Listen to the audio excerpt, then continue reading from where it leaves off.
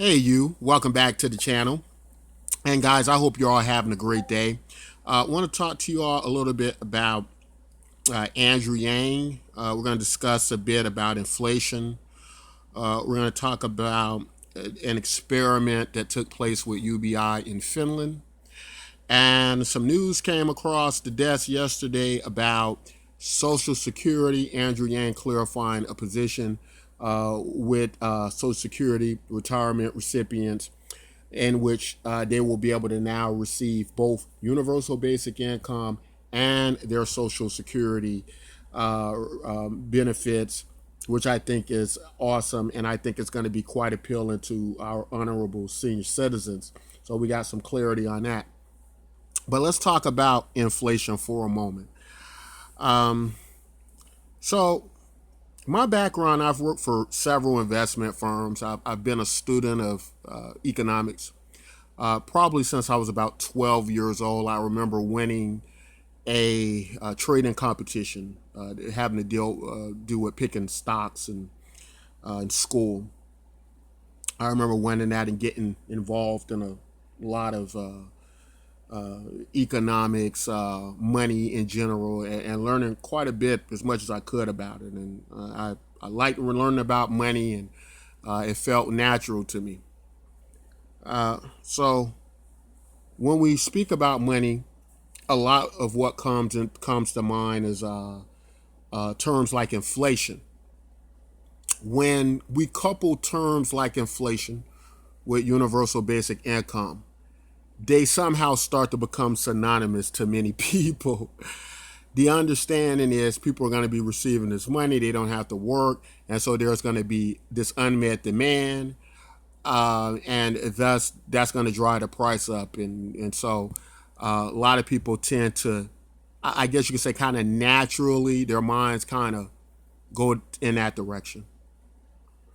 But we're going to dive a little bit more into some of the complexities of how inflation works in a model like universal basic income, some of the misconceptions about it, and we're going to try to give a little bit of clarity to that. So, first of all, you have to understand what inflation is, right? Inflation is increased demand and generally more money into the system, right? There is more money being pushed in the system, yet the demand, the supply and demand factors are still quite high, right? So you have a high demand, you have a low supply, but you have now more money into the system, right? So you still can't meet the demand, right? Because the supply is still lower than what the demand is, if that makes sense, right? Now, where things get mixed up in universal basic income is the assumption that the supply is not available. And so this is the confusion when we start to get people talking about, well, then you're gonna go to the store, and your soft drinks are gonna cost $20 a bottle, and this and that, and everybody's gonna say, oh, well, he has more money, and thus he has more money, so we're gonna price gouge now. We're gonna charge them up to the roof. But we're about to clarify many of those misconceptions about how inflation works. So, in the first part of that, in understanding in Andrew Yang's universal basic income program, right? Because I have to be specific, because it could be that some universal basic programs work different, right? It could be that people just issue universal basic income, have no idea where the money's coming from to pay for it, and thus there might kind of create this inflation-like atmosphere. But in Andrew Yang's plan, for those of all who've taken the time to read it, and what kind of irks me about some YouTubers who get on here and talk about UBI is going to cause inflation, a lot of these people, is clear to me, they haven't even read Andrew Yang's policy, right? They haven't read how he plans to pay for this and where this money's coming from, because had they have read it, then they would understand that this is not inflation, but this is using money, right, and supply. Let's kind of use them interchangeably.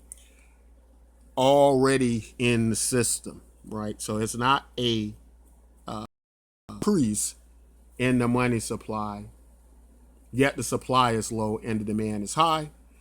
This is the same supply and demand factors that already exist in the system. And so that's a vastly different from what many people are saying about universal basic income. Hold on one second, guys. Let me turn down my computer.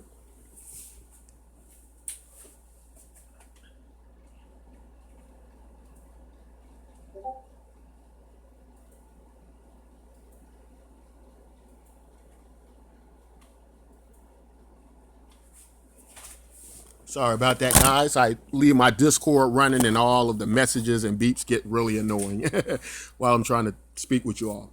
But anyway, so there is no change to the supply and demand factors to cause what they're running in these kind of doomsday scenarios about what happens in inflation and universal basic income, right? So they're erroneous right there with that.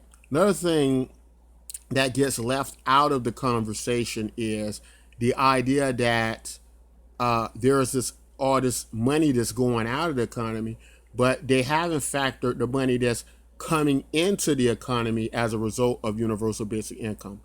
If you understand velocity of money, the more rapidly money moves from person to person, right, the more likely another person has a chance to create more money from that. That means, like in the case of where now maybe a business who hadn't been receiving X amount of money supply or dollars or capital before, they now have more money to create more businesses, to innovate more, and to make a more prosperous economy.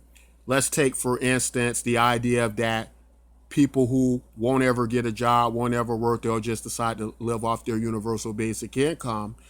Let's take in their communities, let's just make up a number. Let's say out of 5 people in a particular community that's getting universal basic income, let's say all those people decide not to work and they're just kind of a leech on society.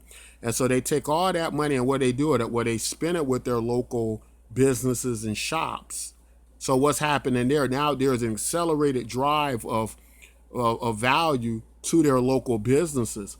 Now, whereas it may very well be the case that these people are the leeches of society, that they are non-productive to society, and that they're never going to get jobs, their role in facilitating this movement of money has now got it into the hands of people who will, right? So even though we might have in that example 5 people who never are productive in the sense of some of us term it, then it moves on to these business creators who now have the opportunity to create something prosperous for that neighborhood, create more revenue in that neighborhood, right? And creating a better atmosphere and surroundings for that entire neighborhood. So those are factors that get left out. There are many, many examples like this that don't get factored into these studies, don't get factored into inflation. But this is not inflation. It is a error to say that UBI will cause inflation. It is a very much, I would say, ignorance to how the economy really works when you leave out key ideas of what causes inflation. In the case of Andrew Yang, he has accounted for where every dollar will come from. Now, there's another thing that kind of irks me that I hear a lot, and it hears things like, oh, taking money from Amazon, taking money from the rich to supply this. They're the only people working, and you're giving it to people not work. Well, first of all, it's not that UBI is taking money from Amazon. It's that Amazon isn't paying their taxes. They're using tax loopholes like many big corporations. And I'm not blaming the companies or the corporations. I'm not some type of socialist hero that just wants to get big companies. In fact, my economic values are quite conservative. But the reality is the tax code does not work. That's why you need a VAT in order to a value-added tax, in order to make sure everybody pays across the board. Why would you want a company generating billions of dollars into the economy that can help a country in debt with a deficit? Why would you want them not to pay taxes, right? You want them to pay their taxes if they can skirt around paying their taxes. So the money that they're not paying is not taking money, it's not stolen money from the rich. These are just people who didn't pay their taxes. And these are people who use lawmakers and lobbyist groups to keep the tax code in a way that they don't have to pay their taxes. It makes sense, right? A business job is to try to make their investors money, right? But our job is to make sure everybody is patriotic about the American system and pays their fair share. Now, I think it's a shame that we have to play this cat and mouse game to where prosperous companies don't just go, you know what, the America has given us so much opportunity and made us so great that, you know what, I don't want to avoid paying taxes. I want to, of course, I'm hoping for too much, but at the very least, I would like people to understand that that is not taking money from the rich. These people owe taxes to the American people, and they're not paying them, right? And I think it's despicable. So, first off, that's where the money's coming from. It's coming from VAT that are targeted. Now, a lot of people try to make the example, or they try to say things like, well, this VAT was going to hurt poor people. Not exactly correct. This VAT is going to be catered in a way where it targets higher ticket items, taxes on higher ticket items. Now, we have a variety of luxury taxes and things like that. Now, my honest opinion about paying taxes is everybody should just pay their fair share of taxes, right? Taxes are taxes. I don't necessarily think it should be a higher tax for a richer group or a lower group. I think you should, as long as you're paying your taxes.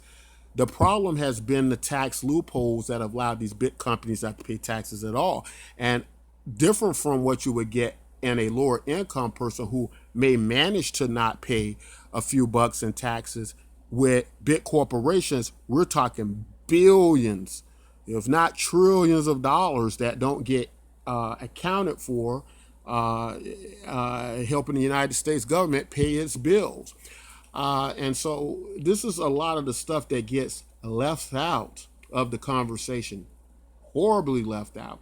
There is no evidence that UBI is inflationary unless the inflation existed to begin with, unless the UBI was launched and there was no way to pay for the UBI in the first place, right? So I would call that mismanagement if a country does that. In Andrew Yang's plan, it comes about primarily from the money that already exists in our economy, right? There's no outside money coming in. There's no additional money being printed, like maybe in the case of Venezuela, where the idea was that we're out of money, let's just print more money. No, it doesn't work like that. And that's not what's happening under this plan. So for people who talk about universal basic income, I understand many of you all don't study economics. You never maybe took a economics class, but it is not hard to look at counterpoints and try to be clear about some of the things you say about universal basic income. Next thing I want to talk about is another point that comes up a lot in universal basic income, and that is the experiment that happened in Finland. Finland gave people $640 a month, no strings attached, and here's what happened. Now, I've went through the actual study, not just what people have quoted that they heard from somebody or a variety of things. And first off, it's only 2,000 people. Right now, this is significant. That in these polls, when you hear a poll and you hear data, that you ask questions like, what was involved in the poll, who did the poll, who did the poll target, and a variety of things, because all these details are important. But we see in this poll in Finland, and I don't care what country or nation tried it. From what I've seen, even when Canada tried it, all the results are similar. All the results are similar, right? Uh, they take unemployed people. They took 2,000 random unemployed people, right? Or if they're not taking unemployed people, they're taking very low income people. And I kind of understand the reasoning behind that, give it to the people who need it the most, but that's not what universal basic income is about. That more so sounds like welfare to me, right? And I'll never make an argument about welfare being a good thing. That's another misconception I think about universal basic income, that it is welfare and only for needy people. And if you're thinking about universal basic income that way, you're thinking about it wrong. You should be thinking about it more like a dividend for everybody, because this is all key. Because number one, in normal UBI and the real universal basic income, they're not just giving it to unemployed people. They're giving it to rich people. They're giving it to business creators. They're giving it to a lot of people. And what are these people doing with the money? They're reinvesting the money. They're doing a lot more than just walking around with no job and trying to live off what some of you term a handout. When you just give it to poor people, when you give it to unemployed people, when you give it to low income people, yes, it will mirror a handout then. It will be that, because you have specified a demographic of that. That's not how it needs to work. It needs to work in a full encompassing sense where we have different brilliant minds doing a variety of things with this money, and it will yield better results. So besides this, the next part is the study won't be concluded until 2020. So whoever's coming out with it failed in Finland, it failed here and there. First of all, that's erroneous, because it says clear that the results, I'll read it right here. The trial ended in December, while final results won't be available until 2020. And they did have preliminary results. And some of their results were quite favorable, even amongst just these 2,000 unemployed people. But that's not what UBI is about. And this data, to me, would be not good data.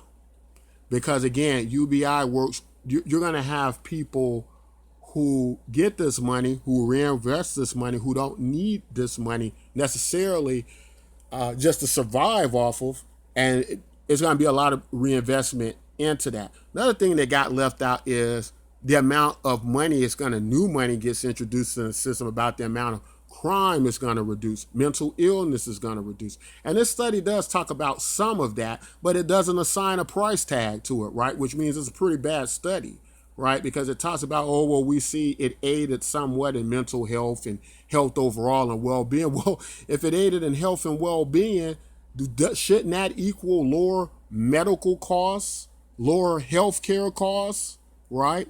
Why don't those figures get factored into that? They were only given $640 a month, so that's far beyond what would be meeting a person's basic needs in pretty much every country in the world now, especially in the West. You have to be around $800 to $1,000 to meet that. But, in any event, a lot of people take this study, and they take the one in Canada that did a similar thing, where they took unemployed people. I think it was 4,000 this time. Same thing, just giving out welfare to people. And expecting welfare to be anything other than welfare, because that's a problem with the welfare program today, that it is cyclical and it does keep people trapped in. This has to be a totally encompassing effort, right? Process, so that we can have enough velocity of money move around the economy, getting it to not just people who are trying to survive and live, but getting it back to the American taxpayers to use it to innovate and create things, spend their own money instead of government spending it basically. And through that idea is what's going to create the prosperity and something like universal basic income. Yes, it's going to help a lot of low income people and people in poverty, and replace a lot of welfare systems. Yes, it's going to do that. But in order for it to work effectively, it's also going to have to be in the hands of American people to spend the money more properly than I think that the government does it right now, right? Because in government, you can get corruption down to a specific group, right? Or you could just get mismanagement of funds that aren't theirs. But if you disperse this money to American people, I believe the overall result to the economy will be a positive one. That is my opinion on that. Clearly, I don't think this study is enough to conclude anything about universal basic income does not work. I think it is utterly ridiculous. And the people who are going around saying things like this, I wish you all would study a little bit more about money, about the differences in inflation and universal basic income. I very much appreciate if you all would do that. Now, moving on to Social Security benefactors, right? So I did a video not long ago that spoke about our honorable senior citizens and where's their place in this. And because we weren't clear on the details, a lot of the information I put out was mostly about the overall great effects UBI would have on senior citizens. A lot, maybe they aren't struggling, they're in their golden years, and maybe now they're in their retirement, and maybe they're doing have enough to survive, and maybe have a little something put away to retire on, but they're being bombarded from their communities and their families and their grandchildren and their children, right, who are still in economic distress.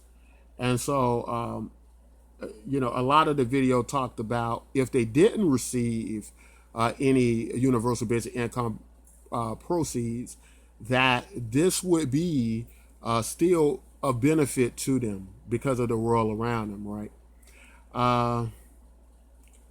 And seniors responded to the video, and they were as honorable as I thought they were.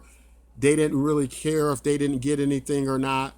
The fact that it was going to make the world a better place for their neighborhoods and their children and their future generations was enough for these honorable senior citizens to step forward and say, we're for this.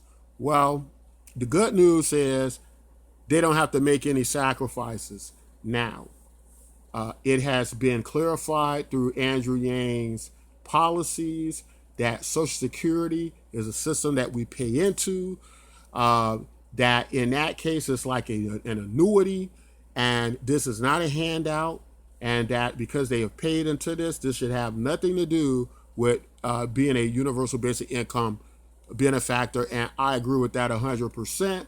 These people are not getting a handout from Social Security. They've paid into it all their lives, and they should receive universal basic income Social Security recipients on top of that. Now, I'm not sure about the other Social Security programs under that. I know for the retirees, it is that, and rightfully so if they paid into it. So now this is great for the Andrew Yang campaign, because now senior citizens will have an extra $1,000 a month. Guess what? If they don't need it, they got grandchildren and children and a lot of people in the neighborhood. They can give it to their favorite charities. I would rather they have it and spend it than the government. And I trust they'll do a great job with it. It's their money. It's all the taxpayer monies. It's the freedom dividend. And so, again, me studying economics all these years, I deal with money projects all the time. I'm dealing with one right now, dealing with cryptocurrency. I got a history of credentials for several investment firms. I can work for any investment firm in the country right now if I want to. I think I'm a little bit more experienced at this than some of you all to say the things I'm saying about universal basic income and in the economy in general, right? And no economist will tell you that universal basic income equals inflation.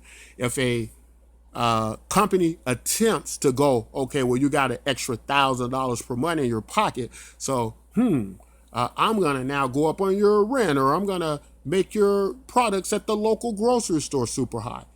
Well, if you understand competitive pricing, right? Competitive pricing means anytime you attempt to do something like that, and we're in an economy where the supply is there and being met, right? The supply and demand factors are being met. It's not an inflationary economy, really, because the capital is still in the economy. All what's going to happen is somebody's going to realize that they can undercut you and make a bunch of more money on you trying to overcharge these people, right? Because nothing's really happened to the economy. It's not true inflation. It's not that the demand has overrun the supply. That's not the case at all, because the value, right, and the productivity and the labor is still in the economy. Why? Because if you got a robot that's become more productive, technology has driven the price of products down. It hasn't driven it up, because now you got a robot or some type of technology doing the work of 100 men. Now you got 100 men you don't have to pay. What happens to all that value and capital? Where it goes to somebody like Amazon that now creates a robot that can build a robot. So now you got robots building robots. And so where's the labor output in that? Right? Are you still saying that Amazon deserves that because they've created the robot that built a robot? Amazon maybe didn't even create the robot. Maybe they just bought the robot from somebody else, and they just start creating more and more robots. So, that's kind of ridiculous. One of the most sophisticated robots, Sophia, you can look her up. Very interesting robots taught in front of the United Nations. Saudi Arabia has made her a citizen of the country. You know what that means? That means that you can't come in now and try to take the IP rights of Sophia. No country, the United States, can't now come in and say that we're going to take the IP rights of this robot and make this robot do whatever we want. No, because they made this robot a citizen, a recognized citizen in their country. So it won't happen in Saudi Arabia. Now, this robot's labor and productivity, in theory, now can be taxed, which would make sense. And then that taxes can go back into the government, right? They taxes the individual. But to have robots building robots and this monopolistic line of companies like Amazon making billions of trillions of dollars off it, I think it's utterly ridiculous. I see no philosophical difference in that and what you would get with a monopoly on businesses. If I'm a business and I outcompete you legally and rightfully, I was just better at it. The government will come in and they will make me break up my business, right? So you're telling me that we can have robots building robots and one entity just taking all the value and production and money from that, and the government doesn't have a problem with that, but they have a problem with if I'm a really good business and I just happen to outbeat you fair and square, they're going to come in and break me up just because you're not as good as me and I managed to buy all the businesses around you or own all of the, like a monopoly board? No, they say that's wrong. So this should be wrong as well. We have to study economics before we make the statements we're making, guys. Some of you all do not understand how economics works, or you wouldn't be saying half of the things you're saying. But I'm going to leave that conversation off for another day. Going back to Social Security, this is great for seniors.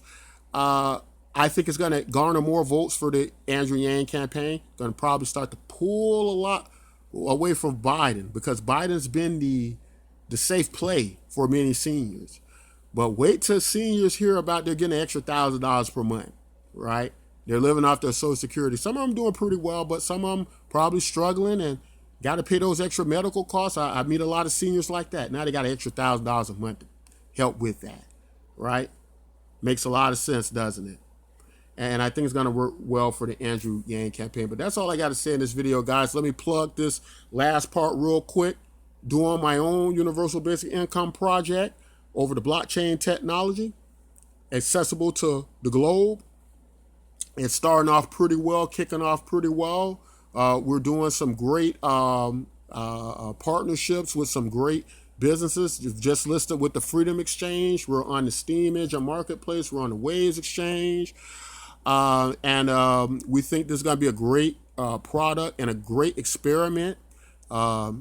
It's value to you all for joining. You get real value. This cryptocurrency that can be converted to real money, right? So it's just not a game. It's not just fake money. It's not just digital money. You sign up today, you start earning real money, right? So you don't want to throw that away.